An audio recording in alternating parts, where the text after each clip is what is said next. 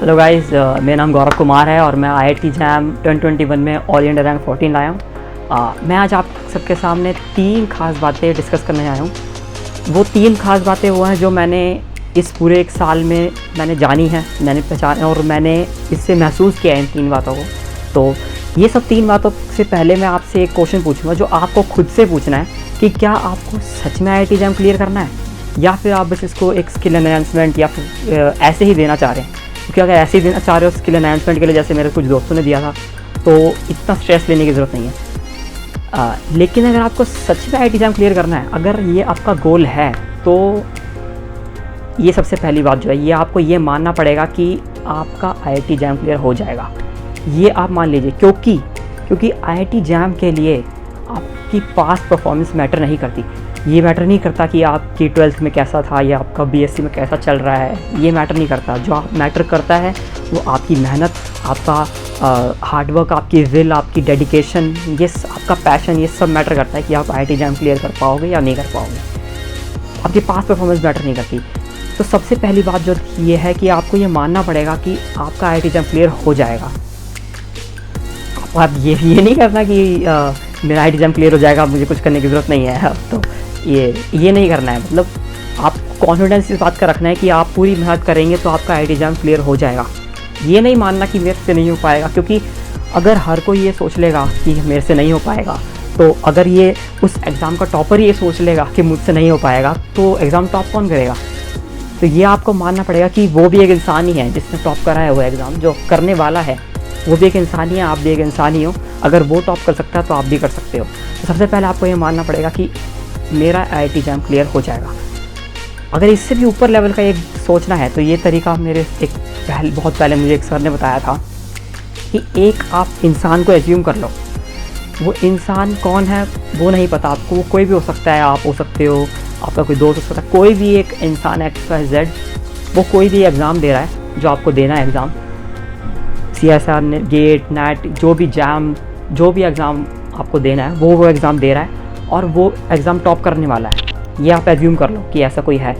और जब भी आप कभी टाइम वेस्ट कर रहे हो या फिर आप डिमोटिवेटेड फील कर रहे हो, तो आप ये सोचिए कि इस समय वो बंदा क्या कर रहा होगा।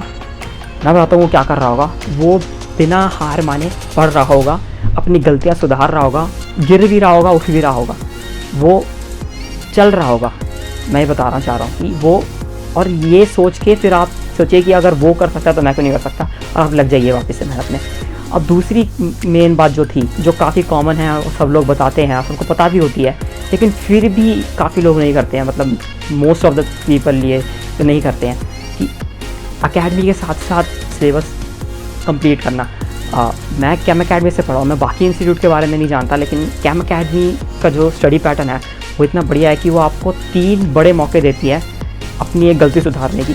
और वो गलती ये है कि लाइव लेक्चर ना देखना, और लेक्चर्स को ये सोच के देखना कि बाद में देख लेंगे। क्योंकि और अगर आप बाय चांस लाइव लेक्चर ना भी देख पाएँ या फिर आपको लाइव लेक्चर देखने पसंद नहीं है, तो आप उसे इतना मतलब आप एक बारी में 8-10 से ज़्यादा लेक्चर पेंडिंग ना होने दीजिए। उसे अगले दिन देख लीजिए या जब भी मौका मिले देख के हट जाइए। 10 से ज़्यादा पेंडिंग लेक्चर्स मत रखिए, क्योंकि वो फिर उसे क्लियर करते करते आपका वो पाइल अप होता जाएगा और वो पहाड़ बन जाएगा, आपको पता भी नहीं चलेगा, और वो आपके इतने सारे लेक्चर पेंडिंग हो जाएंगे कि आप उसे क्लियर करते करते आपके पुश्ते निकल जाएंगी। हाँ, मज़ा करो, मतलब वो पाइल अप इतना ज़्यादा हो जाएगा कि वो करते करते बहुत परेशानी होगी आपको। जैसे मुझे हुई थी अक्टूबर में। अक्टूबर में मेरे 150 करीब लेक्चर मेरे पेंडिंग हो गए थे, और उससे बहुत परेशानी होती है, उससे मेंटल स्ट्रेस भी आता है, उससे उस टाइम के अराउंड मेरी तबीयत भी ख़राब हो गई थी। तो और मेंटल स्ट्रेस जो होता है वो आपकी फ़िज़िकल कोई परेशानी होगी, कोई तकलीफ़ होगी, उसको भी वो बढ़ा देता है। तो मेंटल हेल्थ और फिज़िकल हेल्थ दोनों पे बहुत परेशानियाँ आती है अगर स्ट्रेस बढ़ जाएगा। वो क्योंकि आपने बहुत सारा वर्क पाइल अप कर दिया जो आपको कंप्लीट करना है, आपको कैचअप करना है उससे। तो जो 3 बड़े मौके की मैं बात कर रहा था, जो 3 बड़े मौके ये पैटर्न देता है, ये स्टडी पैटर्न जो IIT मतलब ये कैम अकेडमी का है, ये 3 बड़े मौके। सबसे पहला तो वो सिलेबस जो अगस्त सितंबर तक कंप्लीट करा देते हैं, वो 90% 80%। उसके बाद उनका रिवीजन प्रोग्राम स्टार्ट होता है। तो जो अगर आपका अगस्त सितंबर तक कंप्लीट नहीं हो पाया, आप पीछे हो गए किसी भी रीज़न से, जैसे मैं हो गया था, तो आप क्या करें, आप माइनर टेस्ट के बीच में आप लेक्चर लीजिए, एक्सरसाइज करिए, शॉर्ट नोट्स बनाइए और टेस्ट दे दीजिए। अगर तब भी आपका ना हो पाए, माइनर टेस्ट में भी आपका ना हो पाए क्लियर, तो आप मेजर टेस्ट के तरफ चाहिए, मतलब मेजर टेस्ट के जो टाइम है उस टाइम स्लॉट में आप करिए। तो पहला तो आपको मौका वो खुद ही जब करवाते हैं, वो दूसरा बड़ा मौका होता है जब माइनर टेस्ट होते हैं तब, तीसरा बड़ा मौका होता है जब मेजर टेस्ट हो रहे होते हैं तब। ये 3 मौक़ों पे अगर आपने क्लियर कर लिया सिलेबस, मतलब आपने सारे लेक्चर देख लिए, आपने एक्सरसाइजेस कर ली, एक्सरसाइज 4 अगर आपने भले ही ना भी करी है, वो आप रिवीजन के टाइम पे करने की सोच रहे हैं तो आप वो भी कर सकते हैं, या आप कर लीजिए, वो आपकी मर्ज़ी है। एक्सरसाइजेस सारी और शॉर्ट नोट्स सारे बनाएं, और स्टिकी नोट्स जो दीवारों पर चिपकाने वाले जो आजकल बहुत चल रहे हैं, मैंने भी करे थे, उससे काफ़ी फ़ायदा होता है, क्योंकि काफ़ी चीज़ें ऐसी होती हैं जो आपको ना आपने आज पढ़ी और वो आप कल भूल जाओगे, वो ऐसी होती हैं। तो वो अगर आपके सामने लगी रहेंगी स्टिकी नोट्स के ऊपर तो वो आपके दिमाग में छप जाएगा वो बिना सोचे समझे। जैसे रेडियस रेशो कुछ थी जो मेरे को नहीं याद होती थी, तो मैंने वो लगाए थे और उससे काफ़ी फ़ायदा हुआ। रेडियस रेशो पर शायद क्वेश्चन भी आया था मेरे ख्याल से, मेरे को याद नहीं आ रहा। तो ये बहुत काम आती है।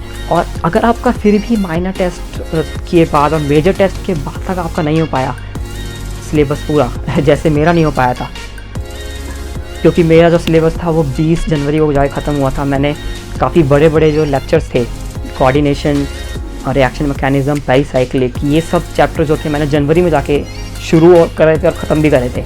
तो मेरा 20 जनवरी तक सिलेबस ख़त्म हुआ था। ये मैंने गलती करी थी, ये गलती मैं चाहता हूँ आप ना करें। लेकिन अगर बाय चांस किसी का सिलेबस ना हो पाया मेजर टेस्ट तक भी, तो उसे क्या करना है, उसे एक बहुत आसान चीज़ करनी है, उसे हार नहीं माननी। और वो हार क्यों नहीं माननी, क्योंकि आपकी जो पहले स्टेज पे आप ये ठान चुके हैं कि आपका IIT एग्ज़ाम क्लियर होगा, तो आपको हार नहीं माननी। जैसे मैंने नहीं मानी थी, मैं लगा रहा, मैंने वैसे करना नहीं चाहिए, लेकिन मैंने पार्ट टेस्ट के बीच में भी कुछ मेजर टेस्ट दिए थे जो मेरे छूट गए थे। तो ऐसे करके लेकिन मैंने सिलेबस पूरा कंप्लीट किया। उसके बाद मैं रिवीजन में लगा, और रिवीजन का सबसे मेन जो वो है आपका हथियार है मेरी रिवीजन में, वो शॉर्ट नोट्स। मैंने जब सिलेबस मेरा ख़त्म हुआ था 20 जनवरी के बाद, तो उसके बाद मैंने मेन नोट्स उठाया नहीं, मैंने शॉर्ट नोट्स से ही पढ़ा, सब कुछ शॉर्ट नोट्स से ही पढ़ा। और एरर बुक एक ऐसी चीज़ है जो अगर शॉर्ट नोट्स, स्टिकी नोट्स और मेन नोट्स ये सब हमारी गन्स हैं, वेपन्स हैं, तो वो एरर बुक जो है वो स्मोक बॉम्ब है, जिसको इतना कुछ वो, जो एक बहुत ही इंपॉर्टेंट चीज़ है, लेकिन काफ़ी बच्चे इसको नहीं करते हैं। क्योंकि मैं बताता हूँ, एरर बुक से काफ़ी चीज़ें, जो कॉन्सेप्ट जो मैं गलत लगा रहा था वो मैंने धीरे धीरे करके ठीक करे, और इन दी एंड उससे मेरे को काफ़ी ज़्यादा फ़ायदा हुआ। आप खुद जब करेंगे तो आपको समझ आ जाएगा कि एरर बुक की इंपॉर्टेंस क्या है। वो ऐसी चीज़ें उसकी इंपॉर्टेंस ना बाद में पता चलती हैं जब उसे कर देते हैं तो, और जिसने नहीं करा होता उसको तो कभी पता ही नहीं चल पाती है उसकी इंपॉर्टेंस। तो एरर बुक बनानी भी बहुत ज़रूरी है। तो इन दी एंड ये 3 बातें जो थी, जो मैं आपको बताना चाह रहा था, वो 3 बातें क्या थी। सबसे पहले कि हार नहीं माननी है, मतलब सबसे पहली बात थी कि आपको ये ठान लेना है, कि ये मान लेना है कि आपका IIT एग्ज़ाम क्लियर होने वाला है। सबसे पहली बात ये, और वो भी क्यों, क्योंकि मैंने कुछ ऐसे बच्चे भी देखे हैं, क्योंकि पास्ट परफॉर्मेंस आपकी मैटर नहीं करती, इसमें आपका हार्ड वर्क मैटर करता है।